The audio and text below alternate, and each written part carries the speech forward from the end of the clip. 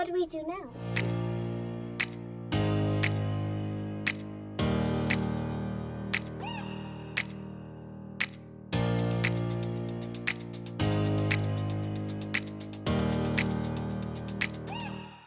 Welcome back.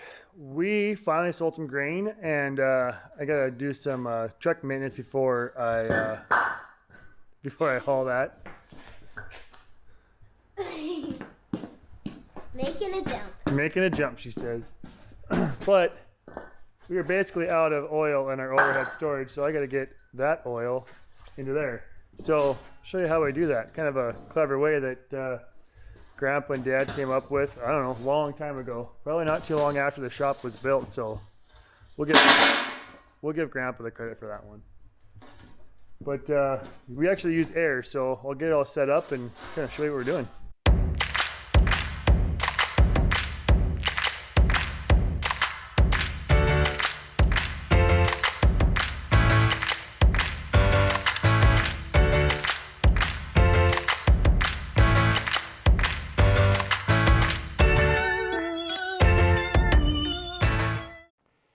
So how this works is we've got this metal structure that holds the ends of the barrels tight so that they can't explode. And we put a hydraulic hose that comes up here to our tank. And the other fitting, we put in a regulator. And we put in just enough air that you can barely hear it bubbling in there to start with. So you know it's pushing some air. And we just use air to move it. It takes a little while, especially when the oil is cold, but works good. There it is. Oil's filling up. Yeah, it's bright out here. This truck, what I'm going to be hauling with, needs the oil changed on it, the brakes adjusted, and just look it over. I'm going to fire it up, let it warm up, and we'll take it in the shop here in a bit. Change the oil in it.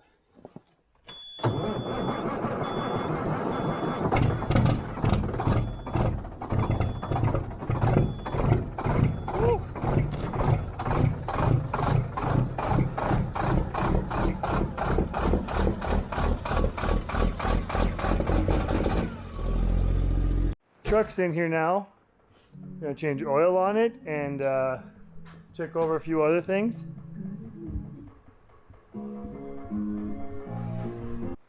Right there, oil level, about half full. Those are 60-gallon barrels roughly, so that you can put a full 55 in them.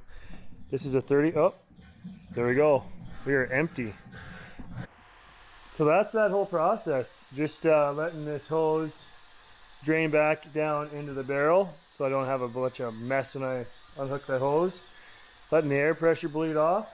Got the oil pan draining. I got both filters on this truck punched with a center punch to drain so that I don't have to just get absolutely messy taking those off. So this truck only has 2 large air cans that apply the brakes.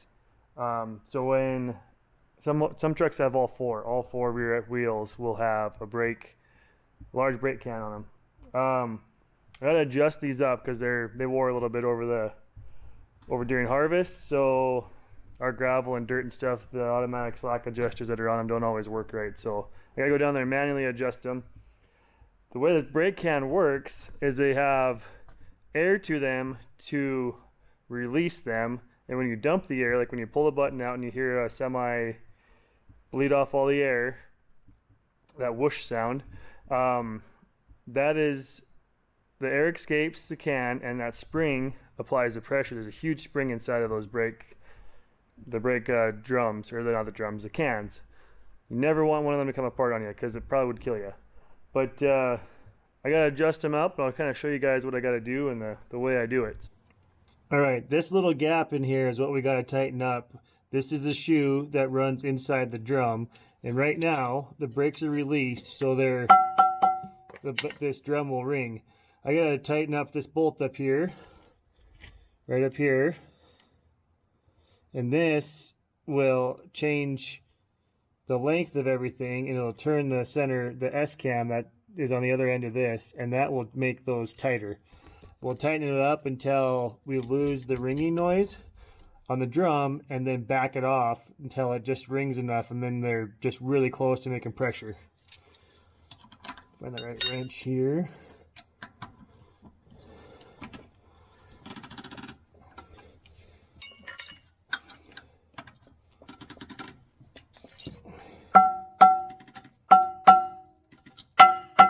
So there they're tight. They don't ring anymore. And then we'll just back them off until just a little bit more, have a nice ring to them.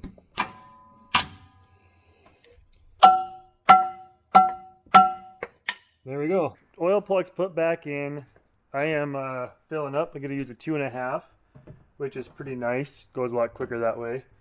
And now I just have to open the valve, fill my bucket, can, oil can, jug, whatever I need to use, and it works pretty slick. When the oil's like 50 degrees, 55 degrees like it is here in the shop, it moves a little slow, so it takes a hot minute or 3. Last step of getting oil out of our drain pan and into the shuttle. Electric motor, hydraulic pump or slash motor, I'm not sure which it is. We just have a drop tube that we drop in there and pump it right over. It works great.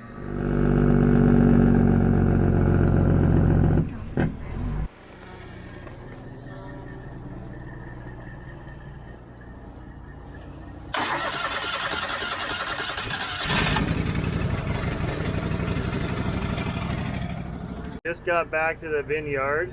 That first load was, I don't know, 15.3 moisture, so hopefully this next load's a little better. First load out of a bin is always a touch wetter just because that moisture kind of migrates up to the top of the bin, especially if you're using a fan. You might not push all that moisture out the top. So we'll see what this next one's like, and let's go load up the truck.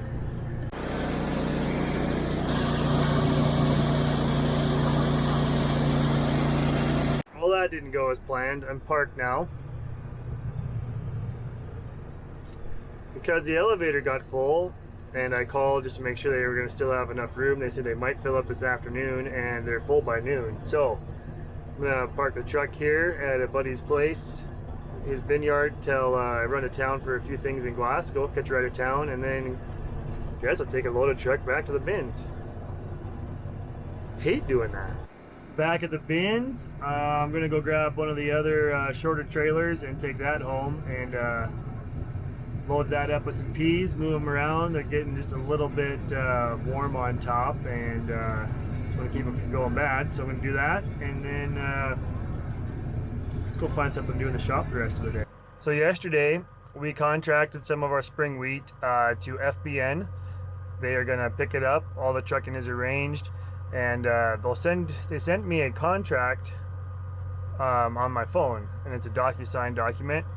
All I gotta do is go in there, sign the contract, the deal's done, and they send trucks. So lots of technology, not only in the data that they're collecting and giving us back the maps and all that kind of stuff, but they're really good about making it super easy with the chemical purchases as well as these contracts for commodities. This is the first wheat we've done with them. We've done a couple different pea contracts with them in the past, so so far it's been really good experience working with them, and it's nice because it's all picked up on the farm so far. I'm sure at some point we could probably do some of our own trucking on it if we wanted to, but all I gotta do now, just sign the document electronically. Pretty cool. Well, it's my microphone. Well, it's getting dark out. When I told you about my FBN contract, it was still light out, and I'm still trying to jump this truck. Why can it never be easy? Like, what? Truck batteries. Alright, back in the shop today. Today's Monday. Last Saturday I did take a load of hay to the ranch down south there. This truck, though, has a few things I need to do to it. Blinker in the bumper's not working, and there's a fuel line that's starting to get wet all the way through those aero clip lines. So better get that changed and wash it off, because they're starting to spray crap on the roads here for the ice, and got to keep them washed off so they don't just completely rust out on us. Well, I think I found the fuel line that's leaking on this engine. There's a line that goes from the back of the head, it goes around the back of the engine there, comes here, goes back into the filter housing. So I'm pretty sure that's a return line from the fuel rail, or what's inside the head. This is that braided weird arrow clip hose that you can redo the ends on. Alright.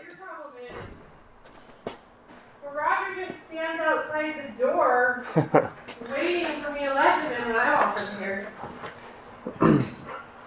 Why is there meat all over the ground? Out of that green bag. The white one? Yeah. Girls are eating soup. It's recording. They probably can't see me, but it's recording. So I just got the fuel line pulled off, and right there, this hold down, of all things, was sitting there and it vibrated, rubbing, and wore through. So I'm gonna go look and see if we got any of this hose around. Fix it. You should do that again, but hold it up a little bit higher, and then you'll be fine.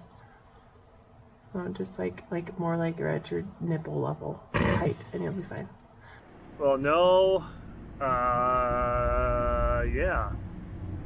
So no hose in the shop to rebuild this fuel line. So I am gonna head with the load of grain with the other truck that I couldn't dump the other day because they filled up. Well, they loaded a train here the other day, and take this hose and have them just build a hydraulic hose as a fuel hose. I think that's legal. I don't know if it is.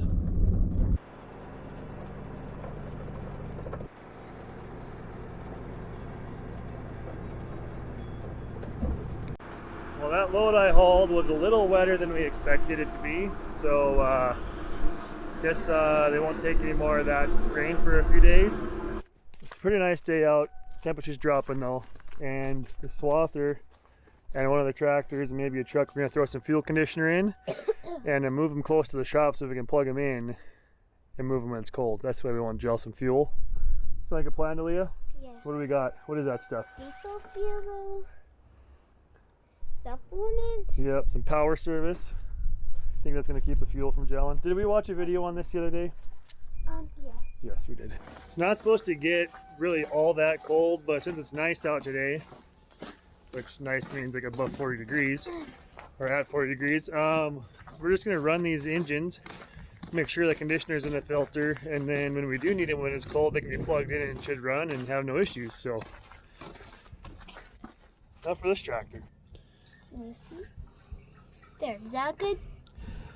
Looks good to me. That should be enough. There we go. Okay, I'm started up now. Okay. Hopefully.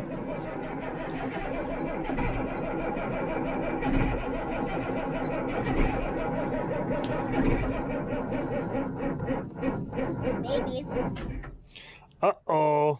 What do we do now? We gotta go get a battery charger. Oh. Come on, baby.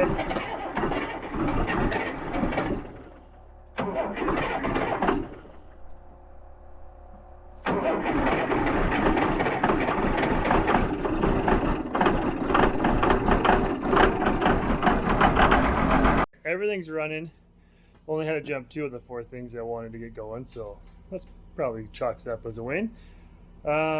Service truck never got washed off, so I'm going to bring that around quick and wash that before it gets real cold out this evening, and then rearrange a few things in the shed so we can get some more stuff put in there, and then come back to working on this truck. I do have a new fuel line. We ended up just reusing the ends, using the same type of hose that was on there, and rather than buying an extra, new ends and all that stuff for making a hydraulic hose, it's just cheaper to go this route, and this lasted 1,000,000 miles. Should be good for another 1,000,000, right? Now it can get put away. All right, fuel line's put back on. I think we're ready to try starting it. Might be some air in the line now, so we'll see if it'll go or not.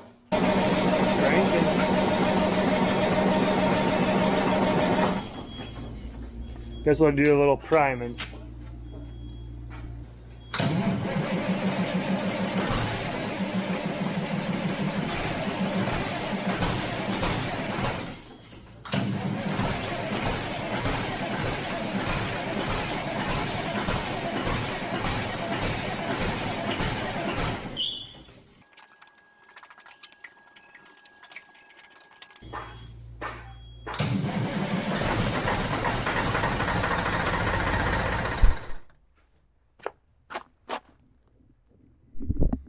That wasn't here yesterday. Well, the truck's all washed. I got that done last night, and I'm gonna go push snow.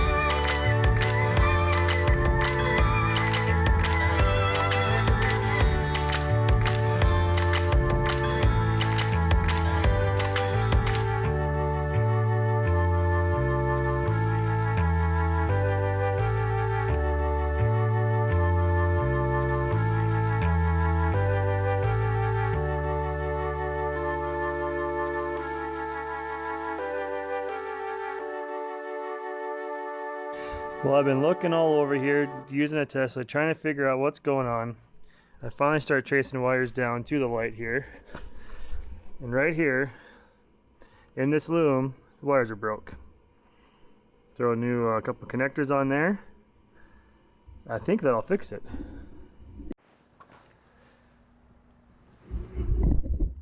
Fixed it.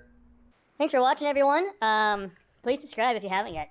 Get notified when the new videos come out and such like that. Don't forget the hats are on the website. Link is in the description below. And also, the water jugs are here. So, get yourself one of those. Good stainless steel Arctic water jug. And thanks for watching, guys. We'll see you in the next video. Well, you'll see me in the next video. I won't, whatever.